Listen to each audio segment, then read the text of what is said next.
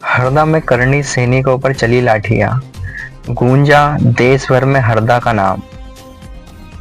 हरदा तो शांति प्रिय था, आखिर क्यों होना पड़ा इसे बदनाम। नमस्कार, मैं विक्की शर्मा स्वागत करता हूं आपका केपी न्यूज चैनल में। आज हम बात कर रहे हैं करणी सैनिकों पर भांजी गई लाठियों के ऊपर।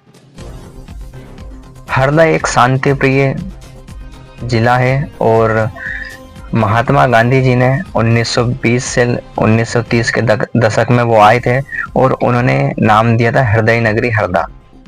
मतलब कि हृदय नगरी हरदा यानी कि हृदय सम्राटों का या फिर शांति प्रिय कहो, हृदय के राजाओं का जिला।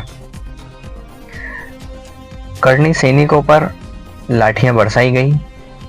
यह बेहद निंदनीय है और यह घटना निंदनीय है, मगर जो करणी सैनिकों की मांग थी, क्या वह उचित थी? क्या आंदोलन को बड़ा बनाने की तैयारी थी या फिर न्याय के लिए लड़ रहे थे? पुलिस प्रशासन ने दरअसल मामला हीरा व्यापार का था। पुलिस प्रशासन ने इस मामले में आरोपी को गिरफ्तार भी कर लिया था। हरदा के एसपी सबसे मध्य प्रदेश के मैं कहूँगा कि सबसे एक्टिव एसपी है।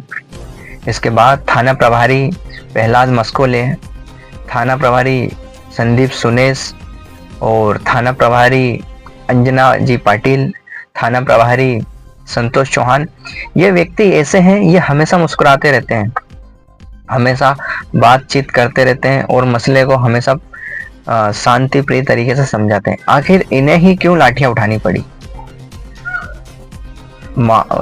फैसला न्यायालय का था, न्यायालय फैसला करता और इनकी मांग भी थी, तो शांतिप्रिय तरीके से क्यों नहीं निपटाई? हरदा में मैंने देखा जब चल रहा था, ये सब माहौल बना हुआ था, इसके बाद में लाठियां भांजी गई, वो भी अपने ही लोग हैं। पहली बात तो मैं हरदा के पत्रकारों से कहूँगा कि जब झूठे केस में पत्रकार फंसता है तब प्रशासन सहयोग नहीं करता है। प्रशासन उल्टा और धाराएं बढ़ा देता है कि बहुत पत्रकारिता करता था, चलो, लेकिन पत्रकार क्यों उस चीजों को नहीं दिखाता है? हमें चौथा स्तंभ कहा गया है, हम उन चीजों को दिखाओ जो चीजें घट रही है, जो घटना स्थल पे हो रहा है, जो कार्रवाई की जा रही है, उन्हें दिखाओ। आला अफसर कह देते वीडियो डिलीट कर देना, आपने चाटुकारिता कर दी, डिलीट कर दिया। ऐसा नहीं करना मेरे भाइयों, वीडियो आपको भी चलाना है।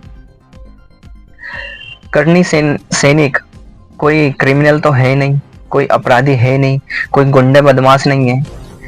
उनकी गाड़ियों को उठाया गया, उनकी गाड़ियों को जेसीबी से ट्रैक्टर में फेंका, क्या ये उचित था? उसके बाद में जेसीबी से उन्हें दबाया जा रहा है।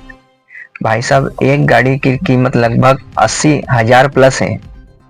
इसके बाद में यदि वो ईएमआई पे लेता है तो वो 1 लाख, 1, 10, 1, 15 की बैठती है। ये कमाने में पसीने छूट जाते हैं। वो करणी सैनिक जो आए थे हरदा के आसपास के थे, वो थे तो हरदावासी ही। क्या वो अपराधी थे? कोई क्रिमिनल थे? कोई गुंडे थे? कोई बदमाश थे? अंत में एक प्राइवेट भूमि में कुछ आंदोलनकारी छुप गए, हरदा डिग्री कॉलेज के बाजू में। वहां पर जेसीबी से पहले तो ताला तोड़ा गया, वहां पे कुछ महिलाएं भी थी, महिलाओं को सुरक्षित निकाला हालांकि। उसके बाद में जेसीबी से वो उसको पूरा तोड़ा। वो नुकसान की भरपाई कौन करेगा? वो प्राइवेट भूमि थी और जेसीबी से जब वो चैनल तोड़ा, उस नुकसान की भरपाई कौन करेगा? इसके बाद में ये तो व्यापारी का नुकसान हो गया।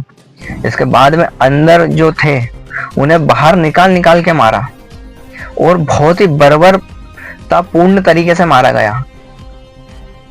वैसे हमारे एसपी साहब तो ऐसे नहीं है, ना हमारे टीआई साहब है। ये मैंने देखा वीडियो में, मैं उस वक्त वहीं मौजूद था। ऐसे बर्बर तरीके से मार रहे थे कि मानो कि करणी सेना में गुंडे बदमाश नहीं, पुलिस प्रशासन में हो। पूरी निर्दयता, पूरी मानवता भूल गए थे। हमारी एसपी मैडम भी थी, उन्हें भी नाक में चोट आई। हमारे कई अफसर भी थे जिनके हाथों में चोट आई, एक व्यक्ति के यहाँ पे चोट आई थी। तो इस प्रकार से निर्दय होकर मार रहे थे कि आपस में ही एक दूसरे को लठ लग गए। निहत्थे करनी सैनिकों पर, ऐसा वार करना ये काफी निंदनीय था। इसके बाद में राजपूत छात्रावास में उनका जो भी कार्यक्रम चल रहा हो या फिर आंदोलनकारी इकट्ठे हो रहे हैं वो शांतिपूर्ण था। उस वक्त धारा 100 बीएनएस की धारा 163 लागू नहीं थी और ना जो 144 से बनकर बीएनएस की 163 हो गई वो लागू नहीं थी। लेकिन वहां पर विधायक जी की भी नहीं सुनी। अंदर घुसकर जब लाठी बरपाई भैया तो विधायक जी के गनमैन को लगी। हालांकि वीडियो एक वायरल हो रहा है जिसमें कहा जा रहा है कि विधायक जी को लाठी लगी, पर नहीं, उनके गनमैन ने हाथ लगा दिया था तो उनके गनमैन को लगी थी। उसके बाद में एक बच्ची रो रही है, सहम गई है, कहते हैं कि पूरी पुलिस आपकी सुरक्षा के लिए है। मगर कैसी सुरक्षा के लिए है? पुलिस को देखकर खौफ खा गई वो बच्ची, जोर जोर से रोने लगी, चिल्लाने लगी। सहमी सहमी सी डरी हुई बच्ची अपने पापा को पुकारने लगी। ये कहाँ तक सही था साहब? इसमें मैं तो नहीं मानता कि एसपी साहब ने निर्देश दिए होंगे, क्योंकि वो इस प्रकार के व्यक्ति हैं, इस प्रकार की उनकी मानवता है। वो हमेशा मुस्कुराते रहते हैं और उनका रवैया काफी शांतिपूर्ण रहता है, बड़े प्रेम से स्नेह से बात करते हैं वो किसी से भी। उसके बाद में जीवन सिंह जी शेरपुर आए और आते ही 10 मिनट के अंदर हो सकता है कि वो शांति से बात कर लेते, हो सकता है कि उनके कहने से धरना समाप्त हो जाता, मगर वो आए और लाठीचार्ज हो गई। हरदा में, हमारे हरदा में किसी का प्रवेश हो रहा है, कोई अतिथि देवो भव, अतिथि है और उसका इस प्रकार से स्वागत हो, यह तो बेहद ही निंदनीय है। पूरी घटना निंदनीय है। इस पे जीतू पटवारी जी का बयान आया है, उन्होंने ट्वीट किया। दिग्विजय सिंह जी आज पीड़ितों से मिलने आ रहे हैं, जयवर्धन सिंह जी आ रहे हैं मिलने। पूरी घटनाक्रम में आप सभी लोगों का क्या कहना है इसे कमेंट में जरूर बताएं। हालांकि पूरे स्टेटसों पर निःशब्द हरदा चल रहा है, उसमें पुलिस प्रशासन का एक कार्टून बना हुआ है जो एक व्यक्ति को पकड़ा है, एक व्यक्ति घुटनों के बल लेटा है और पुलिस डंडा हाथ में लिए उसे मार रही है और वो आंसू बहा रहा है। हर जगह विरोध चल रहा है। भोपाल हाईवे जाम किया, वहां भी लाठीचार्ज हुई। उसके बाद में आस्था हाईवे जाम किया, सुजालपुर के कसोनी जोड़ को जाम किया गया, डबल चौकी जाम किया गया, खाते गांव में सब जगह हल्का पुलिस बल प्रयोग किया गया। हल्का पुलिस बल बताया जा रहा है कि हल्का पुलिस बल प्रयोग किया गया। मैंने देखा, मैं उस वक्त वहीं था, वीडियो बना रहा था न्यूज़ के लिए। इस प्रकार से लाठियां भांजी जा रही थी कि हल्का पुलिस बल क्या, एक व्यक्ति नीचे बैठा है उसको 10 लोगों ने घेर के रखा है। और भैया भाई साहब, आत्मा देखते नहीं बनती। इस संपूर्ण में आप सभी जनता का क्या मत है और आप अपनी क्या बात कहते हैं, यह हमें कमेंट के माध्यम से बताएं। धन्यवाद।